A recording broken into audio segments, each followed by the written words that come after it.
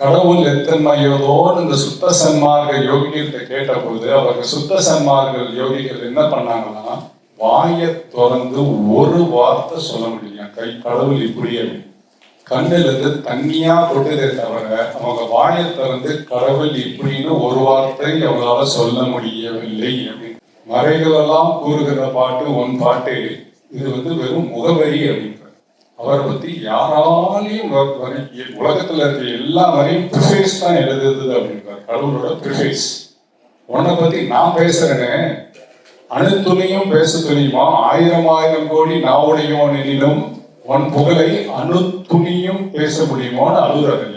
So கடவுளோட பெருமை அதை விசாரிக்கணும், ஆன்மாவோட தன்மை விசாரிக்கணும், நம்மளோட சிறுமை விசாரிக்கணும். இதோட மற்றவங்க குற்றம் விசாரியாமல் இருக்க வேண்டும். ஆன்மீக சபையில ரொம்ப ரொம்ப முக்கியம்.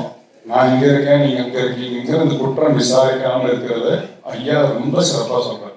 இது 3 பண்ணணும், இதை பண்ணக்கூடாது.